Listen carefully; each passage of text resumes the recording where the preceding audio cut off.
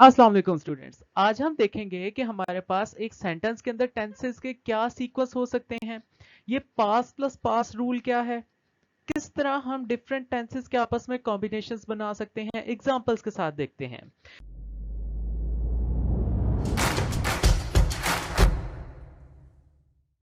Students, tense कहते हैं जमाना, ठीक है, या इसको हम सिंपली कहें तो ये हमारे पास वर्ब होता है। किस जमाने में कोई बात हुई है, तो हमारे पास तीन है, या प्रेजेंट की बात हो सकती है, या पास्ट की हो सकती है, या फ्यूचर की हो सकती है। अब इसमें हमारे पास फर्दर वेरिएशन है, प्रेजेंट में, फ्यूचर में और पास्ट में। क्या वो इंडेफिनेट है, क्या वो कंटिन्यूअस है, वो अभी हो रहे हैं, क्या वो हो चुके हैं, परफेक्ट हैं, या वो परफेक्ट कॉन्टिन्यूस है। अच्छा, अब इसके लिए स्टूडेंट्स बहुत फजूल फजूल रूल्स याद करते हैं, ता है, ती है, ते हैं तो कॉन्टिन्यूस है, चुका है, चुकी है, तो ऐसे कोई रूल्स याद करने की कोई जरूरत नहीं है। जब हम वर्ब्स को स्टडी कर लेंगे तो हमारे टेंसेस खुद ब खुद हो जाएंगे। अगर फिर भी कोई कमी रह जाएगी तो जो नरेशन है, direct, indirect, active, passive voice, जब हम उसको स्टडी करेंगे तो ये सारे टेंसेस आपस में क्लियर हो जाएंगे। तो इस तरह के फजूल रूल्स याद करने की कोई जरूरत नहीं है। स्टूडेंट्स, समराइज करते हैं कि ये क्या चीज है। फर्स्ट हम देखते हैं हमारे पास टेंस क्या है, प्रेजेंट है, पास्ट है या फ्यूचर है। अगर हम प्रेजेंट की बात करें और इसकी वेरिएशन देखें तो प्रेजेंट में हमारे पास डेफिनेट में क्या आ जाता है, आई सर्व, ठीक है, मैं करता हूं, ठीक है। कंटिन्यूअस, मैं अभी कर रहा हूं, आई एम सर्विंग, परफेक्ट, कर लिया है, आई हैव सर्व्ड। और perfect continuous, I have been serving, इसमें हम सिंस और फॉर भी साथ लगा सकते हैं, ठीक है। मतलब मैं उस वक्त से किए जा रहा हूं सर्व, आई हैव बीन सर्विंग, ठीक है। तो ये हमारे पास थे प्रेजेंट, इसमें हमारे पास चार वेरिएशन है। इसी तरह पास्ट में आई सर्व्ड, मैंने किया, आई वॉज सर्विंग, मैं कर रहा था, आई हैड सर्व्ड, मैं कर चुका था, ठीक है, I had been serving. Future में देखें तो फ्यूचर में हमारे पास क्या है, आई शैल सर्व, आई शैल बी सर्विंग, ठीक है, कॉन्टिन्यूअस में है, ठीक है। परफेक्ट में अगर देखें तो आई शैल हैव सर्व्ड और आई शैल हैव बीन सर्विंग। तो इस तरह हमारे पास ये जो 12 के 12 वेरिएशंस हैं, ठीक है, ये हमारे पास कंप्लीट हो जाती है। तो स्टूडेंट्स, अब सीक्वेंस ऑफ टेंसेस की बात करें। काइंडली एक चीज को बहुत बहुत बहुत ध्यान से समझिएगा कि ये हमारे पास सीक्वेंस है या कॉम्बिनेशन है टेंसेस का, इट्स नॉट सेंटेंस। टेंस और सेंटेंस के अंदर जमीन आसमान का फर्क है। टेंस जो होता है वो हमारे पास कोई वर्ब होता है, ठीक है, ये वर्ब की फॉर्म है, किस हाल में काम हो रहा है, इज इट प्रेजेंट, पास्ट और फ्यूचर। सेंटेंस हमारे पास क्या होते हैं, आपस में क्लॉजेस मिल जाते हैं, ठीक है। जब दो क्लॉजेस हमारे पास मिलेंगे या दो से ज्यादा मिलेंगे तो हमारे पास सेंटेंस बनता है, ठीक है। और कभी कभी एक क्लॉज भी हमारे पास सेंटेंस बना लेता है। तो टेंस देखिए कितनी अजीब चीज है, एक वर्ब है और ये क्या है, ये हमारे पास क्लॉज है। तो हम सीक्वेंस ऑफ टेंसेस स्टडी कर रहे हैं सेंटेंस के अंदर, ठीक है। ये हरगिज सीक्वेंस ऑफ सेंटेंस नहीं है, ये सीक्वेंस ऑफ टेंसेस है, यानी वर्ब्स का सीक्वेंस क्या है। अब हम देखें तो सेंटेंस में हमारे पास दो क्लॉजेस होते हैं। कॉम्प्लेक्स सेंटेंस की अगर हम बात करें, ठीक है, एग्जांपल के तौर पे कॉम्प्लेक्स ले लेते हैं। एक प्रिंसिपल होता है, एक सबऑर्डिनेट। प्रिंसिपल जो होता है वो इंडिपेंडेंट होता है, जो हमारे पास सबऑर्डिनेट होता है वो डिपेंड कर रहा होता है किसके ऊपर, प्रिंसिपल के ऊपर। जब तक प्रिंसिपल नहीं लगाएंगे इस डिपेंडेंट का मीनिंग क्लियर नहीं होगा, लेकिन प्रिंसिपल वाला स्टैंड अलोन कर सकता है। तो अब इसमें हमारे पास क्या कॉम्बिनेशन है, अगर तो हमारे पास कोई कॉम्प्लेक्स सेंटेंस आ गया है, ठीक है, जिसमें हमारे पास दो क्लॉजेज हैं, एक प्रिंसिपल है और एक सबऑर्डिनेट। अगर हमारे पास प्रिंसिपल में प्रेजेंट टेंस है तो हम सबऑर्डिनेट में कोई भी टेंस लगा सकते हैं। अगर हमारे पास प्रिंसिपल में फ्यूचर टेंस है तो हम सबऑर्डिनेट में कोई भी टेंस लगा सकते हैं। पहले इन दोनों को स्टडी करते हैं, ठीक है। पहले देखते हैं प्रेजेंट। अगर प्रिंसिपल में हमारे पास प्रेजेंट टेंस है तो सबऑर्डिनेट में हमारे पास एनी टेंस है, इसको देखते हैं। तो चलें जी, हमारे पास प्रिंसिपल क्लॉज है और कंजंक्शन जोड़ रही है सबऑर्डिनेट क्लॉज को प्रिंसिपल क्लॉज के साथ, ठीक है। प्रिंसिपल क्लॉज वो है जो स्टैंड अलोन कर जाए, अपना मीनिंग खुद दे। फॉर एग्जांपल आई थिंक, ये जितने अंडरलाइन में आई थिंक है ये सारे प्रिंसिपल है। इसका मतलब है कि मुझे लगता है, मैं सोचता हूँ, ठीक है, ये समझ आ रही है, पूरा मीनिंग क्लियर कर रहा है, तो ये हमारे पास प्रिंसिपल क्लॉज है। अब कंजंक्शन क्या है, दैट, हु, विच, दैट हमने पढ़ा है, relative pronouns as a conjunction भी काम कर सकते हैं। और ये कौन सा सेंटेंस है, ये हमारे पास कॉम्प्लेक्स सेंटेंस है। कॉम्प्लेक्स का ऐसा स्ट्रक्चर होता है कि उसमें एक प्रिंसिपल और एक सबऑर्डिनेट क्लॉज है।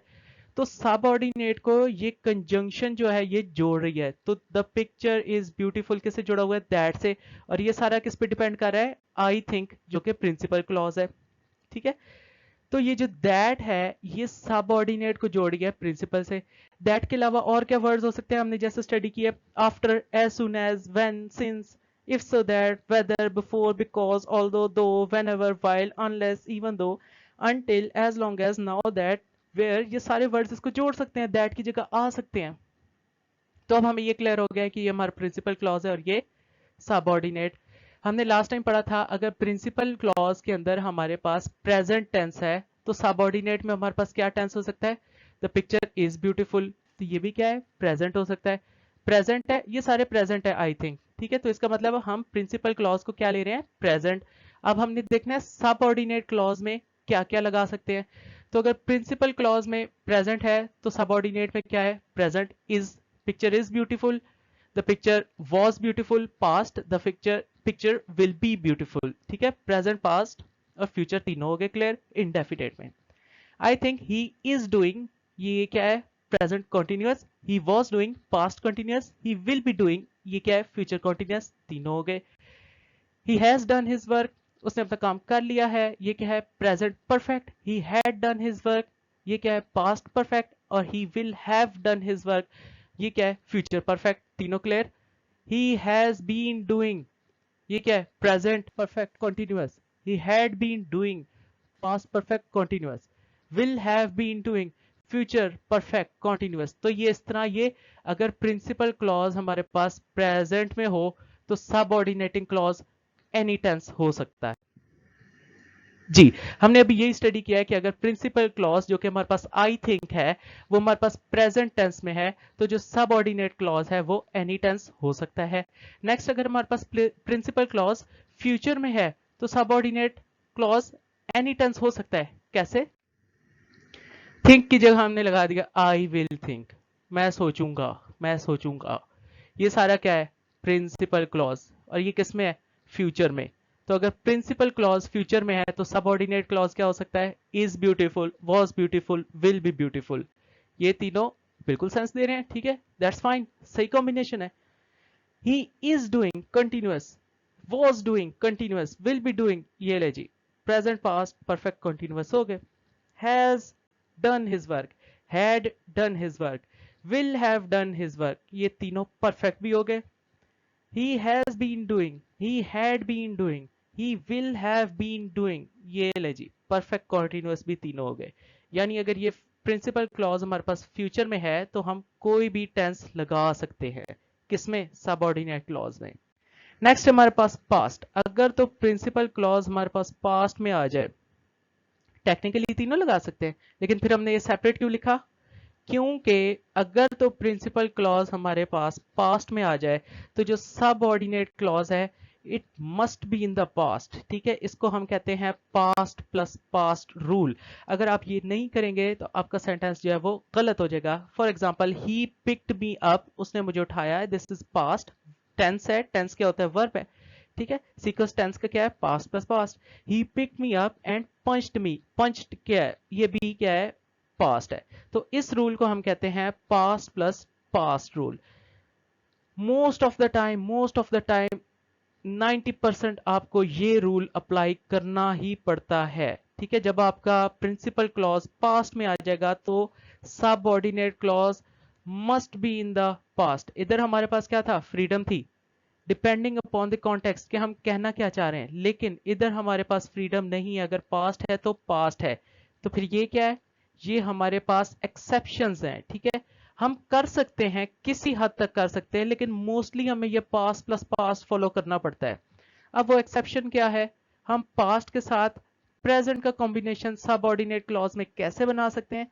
सिर्फ तब जब ये कोई यूनिवर्सल ट्रूथ हो, कोई कंपेयर किए हो दो बंदे, या कोई हैबिट हो। For example, he gave me, gave क्या है? पास्ट।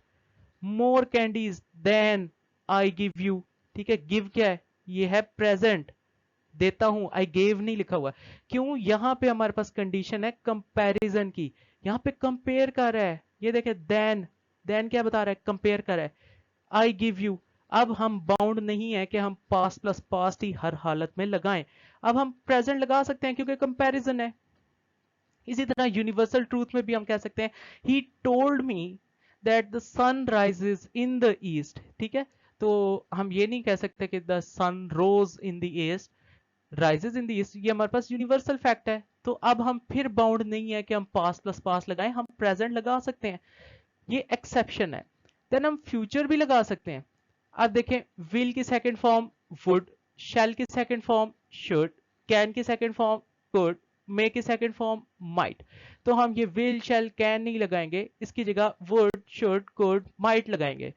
और ये वाले जो वर्ड्स हैं ये हम फ्यूचर के लिए यूज करते हैं, यानी हम पास्ट अगर हमारे पास प्रिंसिपल क्लॉज में हो तो हम फ्यूचर सबऑर्डिनेट क्लॉज में लगा सकते हैं इन वर्ड्स को यूज करके, ना कि विल शैल कैन मे को, ठीक है। Example, you said you could win easily, you can नहीं लगाया हमने क्योंकि सेड आ गया है किसमें, प्रिंसिपल क्लॉज में। तो सबऑर्डिनेट क्लॉज में क्या लगा है, कुड लगा है, ना के कैन लगा है। तो that's all for today, see you next time.